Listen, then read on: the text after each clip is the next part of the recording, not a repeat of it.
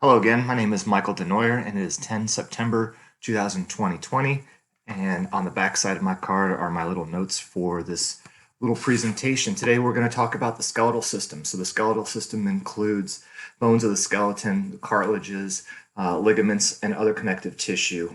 The major functions of the skeletal system is to provide support and positioning of the body, um, produce and store vital minerals, produce RBCs, WBCs, platelets, as well as protect vital organs.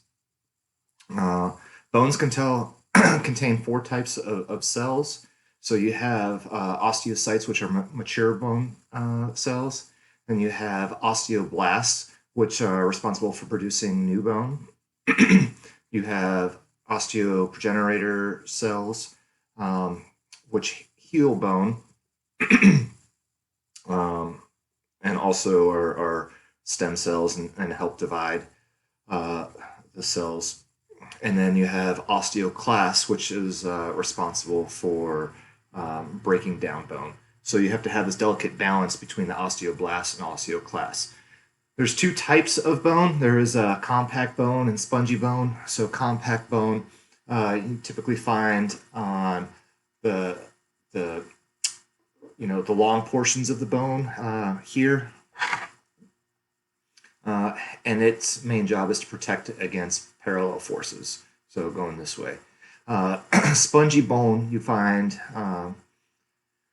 internally throughout, and it's like a scaffolding of framework, and it helps protect the bone from different types of forces from multiple directions.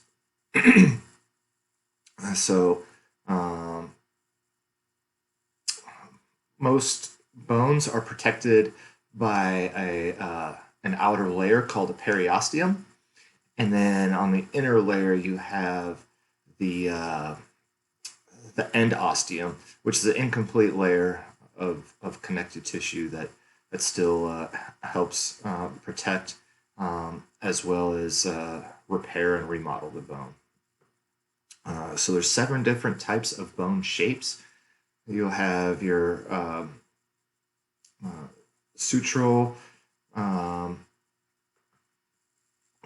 pneumatized, which contains air pockets, such as like the ethmoid bone in the face.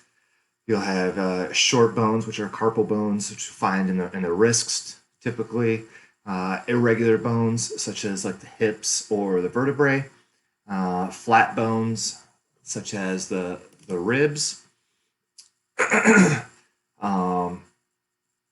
and some of the bones in the skull. And then you'll have your typical long bones like your femur or humerus. And then you have sesamoid bones, which is inside of tendons, which would be like your patella. You can't see that, but the patella. Okay, so let's talk about this guy here. I'll kind of go down the bones. So we have in the skull we have suture lines. So you'll have your coronal suture line here, and then you'll have your sagittal suture line going back, and then you'll have your starts with the L. Let me look this up real quick.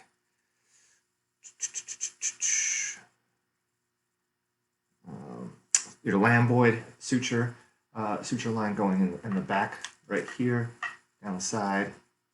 And then you have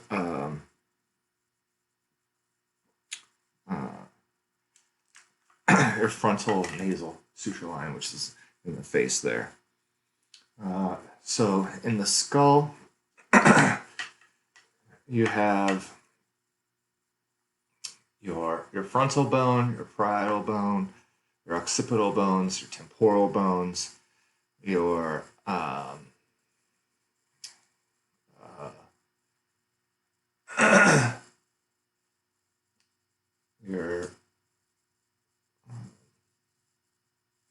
You have your nasal bones, your lacrimal bones, your ethmoid, your sphenoid, zygomatic bones, uh, maxilla, mandible,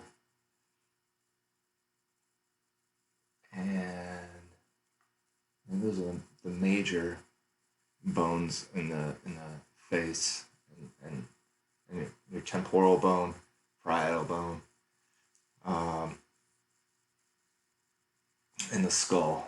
Then going down, back down here, you have your cervical spine, C1 through C7.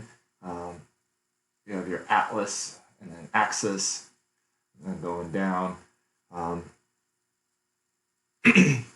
You have your thoracic spine through T12. Then you have your lumbar spine and your sacrum, coccyx. You have your 12 pairs of ribs. Ribs 1 through pairs 1 through 7 are considered true ribs, and then 8 through 12 are false ribs. Pairs 10 through 12 are actually, or 11 and 12 are floating ribs here.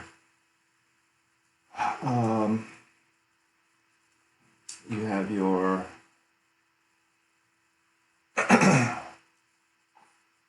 coronoid process on the mandible, coracoid process down here in the shoulder. You have your scapula back here, clavicle, AC joint, humerus, radius, and then you have your ulna. Then you have your bones in the wrist. I always have a hard time remembering these, so I'm gonna have to confer to my my note card here. But you have your scaphoid, lunate, triquetrum, pisiform, which would be over here. Then you have your trapezium, trapezoid, capitate, and hamate. And you have your metacarpals and phalanges.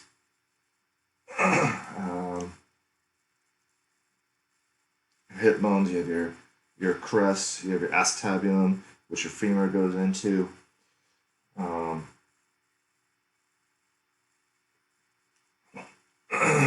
then you have your femur, your patella, tibia, fibula, and here you'll have your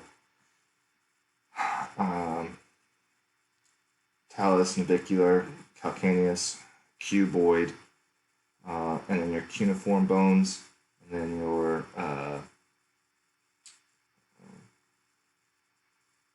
metatarsals and phalanges.